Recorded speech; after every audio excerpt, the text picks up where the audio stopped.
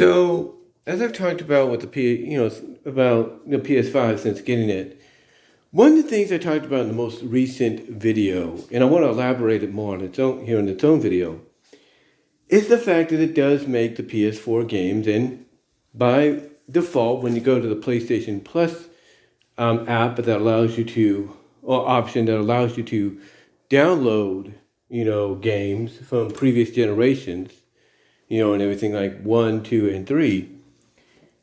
Here's the thing. And I know some people don't like to always acknowledge it or admit to it, but the PlayStation 5 and the way it, plays games, whether it gives you a free PS5 upgrade, like, AEW Fight Forever, Call of Duty, TMNT, the Cowabunga Collection, and so on, even though it may not give you something like that, in the end, though, what it really gives you is a more detailed, more visually detailed experience. It does. Now, I'm not saying that the PS4 doesn't give you that, because it does have the HDR option in there. But it's only utilized on the PS4 for games that have high dynamic range. In other words, let's say Mortal Kombat 11 on there has high dynamic range, just like it does with the Xbox Series X. Well, not Series X, but the Xbox One, or the Xbox One S, like what I have.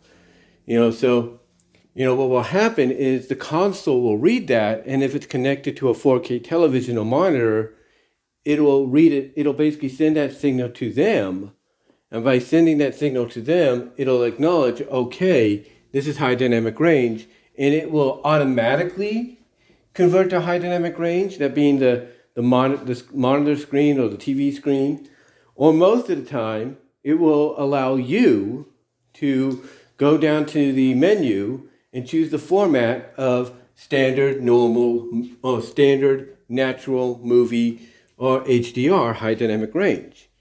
Now, when you go to standard, natural, and movie, or whatever they're called on your monitor or television, but it still has the HDR on it, that means you're getting the high dynamic range of that format. If you're doing a standard picture format, natural, movie, you're still getting high dynamic range, because you'll notice the quality is on a bit of an uptick, if you will. It's a bit of an uptake, if you will, in the quality. So you'll notice that. But when you go to the high dynamic range portion to coincide with HDR, when it's selected, then you're not just going to get the detail or the more detail that you see with standard, normal, and standard, natural, and movie, but you'll also get more visual, I guess you could say, watchability or playability. You'll get more than just the detail you see. You'll get it like 10 times, 5 times that, if you will. And when I look at the PS5, and playing my WWE 2K23 yesterday, the PS4 version, and then today playing Injustice 2, you could definitely see the details. You could see the details and the smoothness that the ray tracing is putting onto those games. So that way they look like the kind of games that could be played on a PS5 or are meant for a PS5. Maybe not exactly, but still, you notice that, you feel that, you see that. And, when I was playing Injustice 2, not only did you notice that smooth ray tracing there, but the load times were real quick. They were. It's like, just like that, straight to the beginning of the fight, and not even a load time for like, okay, round 2 fight. No, it was just right into the fight. And that's pretty cool. That's pretty cool to see, and have part of the fun, I guess you could say, of the entire process. And it's kind of fun to have as part of the entire process that you can get games like that, if you will. You can get games like that to look so smooth and seamless, and if not better, than they have before. And again, like I said, the only way you would be able to experience something like that with the Xbox One or the PS4, the only way you'd be able to do that is if the game was optimized for HDR. That way, when we go into the system, and the system is connected to a 4K or maybe 8K TV or monitor, you'd be able, it would be able to read, okay, this is high dynamic range, and then automatically switch over, or give you the choice to, choose whether or not you want to stay in a standard high dynamic range picture mode, go to a natural high dynamic picture mode, movie, or the, true high dynamic, HDR picture mode that, basically HDR is named after. So unless, the game was optimized for that, anytime you play the game, the only way you truly get like an HDR experience visually is to choose that picture option. But here, PlayStation 5 gives you all that with no hesitation. I mean, even the menu itself is in high dynamic range. That's how good this is. It's basically giving you everything it advertised. It gives you everything it advertised. And like I said, with the games look a lot better. They do. And I wouldn't be surprised if the same goes for the, PlayStation 1, 2, and 3 games that you can get through the digital store, or you could play with a PlayStation Plus, subscription. Not the essential, but the more advanced one. But yeah, I'm noticing that. I am noticing that. And it kind of correlates with what I've talked about before. And what I've talked about before is the fact that if you take a DVD, like I showed in the video, you take a DVD and you place it into an Ultra HD Blu-ray player, and then you basically play it, on a 4K television that the Blu-ray player is connected to, then you're going to get it in 4K. You're going to get that in 4K, and mostly at 60 frames per second.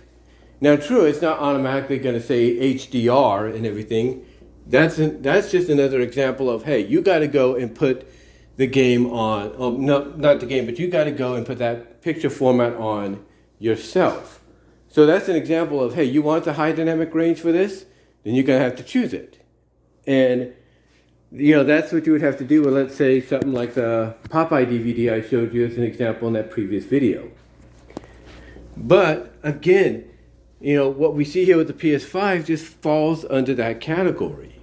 It does. It falls under that category of, what a Ultra Blu-ray player does. Or, what some of the more evolved music stuff does. Or picture stuff. I mean, there's advertisements for phones that basically say, hey, the pictures you take on one phone, you put them on here, they're going to look better. Or, hey, the music you listen to on this system through your Spotify or Amazon, you listen to it on this one, it's going to sound even better. And so on. And that's basically, again, how you can kind of look at how the PS5 is with PS4 games. Because basically all you'd have to do is just, like I said, pop the disc in if you have the physical versions, and they will look better than they've ever did. They'll look better. And they'll record better. They'll record in 4K. They'll live stream in 1080p, but they'll also record in 4K. So that way you don't have to worry, as I mentioned before in the previous video, you won't have to worry about having a save drive or something like that, which is recommended, an external hard drive, save drive, if you will, to connect, just so you can take your video captures and try to convert them to 4K. Here, you get that 4K automatic. And the files are definitely bigger, there's no doubt. I mean, some of the files just for a 2-3 minute match that I just did, in Injustice is like in the 800s. So basically it's not, it's not without its catches, if you will. I will say that. But again, you could definitely see, I guess you could say the uptake in quality. You could see it, you could feel it. Even with the super moves in Injustice 2, you could see it, you could feel it. It's like nothing you've ever felt or seen before.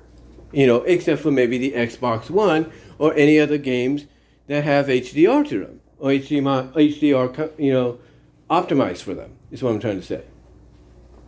But this is pretty good. This is really, really good to have, on a game console. It really is, because not only would it allow you to record, let's say, games that normally you'd be able to record in 1080p, in not 1080p, but in 720 with PlayStation 4. But now you can record them in 4K, which is really nice. And again, because of that ray tracing and everything that really, Sony and everybody else talked about and pumped up about this system, I should say, that ray tracing, it really helps out too. It does. Because that's exactly what you get, with Ultra HD Blu-ray players, 4K Blu-ray players. The ray tracing they have takes a regular DVD and uptakes it to 4K.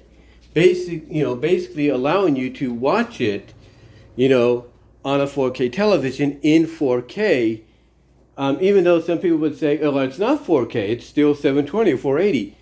It's been uptaked to that. I mean, look here on YouTube. When you go to the Stats for Nerds section, you go to that, and you know what it says in that stat? It says, for the picture resolution and optimism, on the, the third to upper line or whatever it is, details, it'll tell you what the video resolution is. It'll say like 480 times 360 or whatever, but then above it, it'll say current and optimized resolution. It'll say 1920 by 1080 times 2 or asterisk 2, if you will. That's what it'll say. It'll say above the. Oh, sorry, my finger was in the front of the camera there. But it will say above. It'll say above the 480 by 360. It'll say 1920 by 1080 asterisk 2.00. And the reason it says that is because it's telling you, the video that you're watching here, its original resolution is 480, but because you're watching it on 4K, because you're watching it on a 4K system, you're watching it in 4K. That's what they're saying. They're basically saying, hey, we're taking this 480 video and this is the resolution it's at, but because you're watching this on 4K, we're upping it to 4K. We're basically upping it to be, or optimizing basically the picture to be more suitable for 4K or something like that. You kind of get what I'm saying, right? Kind of get what I'm saying. But that's basically, when you get down to it, that's basically how you have to view something like, let's say, the PS5 with PS4 games. It's uptaking the quality and making it a lot more visually pleasing than you would normally expect. It's making it more visually pleasing than before. Just like, as I mentioned, you put a DVD video into a 4K player, you do that, and even though it might, let's say, play in 4:3, you'll look in, let's say you want to look at the display, like the video display, to, make sure maybe it's, to make sure whether or not it is in 4K or if it's going to say 720, it's going to say 4K. It's going to say UHD 4K, that you're watching it in, and that's it. That's it. So, so basically in closing, what I'm trying to say, because I know I sound like I'm rambling and I'm going all over the place, I do apologize for that. But what I'm getting at is basically, when you think about, basically when you really get down to it, and everything, upgrades and evolutions in technology, especially from a visual standpoint, is the way of the future. And whether you want to admit it or not, basically, because it's the way of the future, a lot of what you wouldn't think would be viewable in 4K or the higher quality is, now you'll be able to do that, even if you're using the original physical format or digital format, but mostly physical format, that you're always been using. Again, if you're just using, like, let's say, this, you're just using this, you play it on here, you're going to view it in 4K. There is no doubt. You're going to view it in 4K. And if you want to get a little bit more detail quality-wise, you could choose the HDR picture option on your TV or your monitor, and you're good to go. You're good to go. So so again, I know I sound like I'm rambling, going all over the place, but the point I'm getting at is that's why when people say, because there are people that have said this, even made comparisons. When they say, hey, look how good your games are, your PS4 games are on the PS5, they're not doing that for clicks or attention. They're doing that because they see the more detail, the more visual detail and coloring and quality being displayed thanks to the ray tracing and all the other components that were hyped up for the PS5 to make it into what it obviously is living up to be as we speak. Now, would the Xbox Series X do the same thing? Probably. But I want you to notice something when it comes to that, though. Not everybody's talking about the Xbox Series X. The one they're talking about the most is the PS5. And it isn't because, of the fact that, it has overall 825, gigabytes, but in actuality it's 600 something because of everything I've mentioned, like the ray tracing and all that kind of stuff. But they talk about it because the load times are a lot smoother, it's a lot quicker, and you have the option to record, and in 4K. You have the option to record your footage in 4K and even stream in 1080p. And I think that, and along with other stuff as well, is why I think people prefer the PlayStation 5 over the Xbox Series X right now. But if they are going to plan to bring out, let's say, the next step, like the next evolution of this current generation, then that's going to be an option opportunity, I should say, for Microsoft to stand up and say, okay, Sony, we heard we saw and heard with our own eyes and ears what's happened. We see people prefer you guys more than us, so you know what? We're going to step up our game. I would not be surprised if that happens, but we'll see.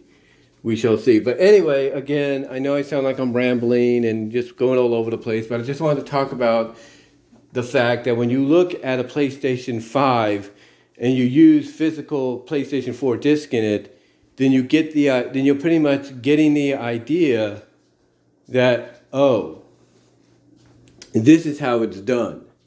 This is how it's done and everything from a upgrading visual standpoint of previous generations games in a newer system for a newer generation with all the bells and whistles that came with it.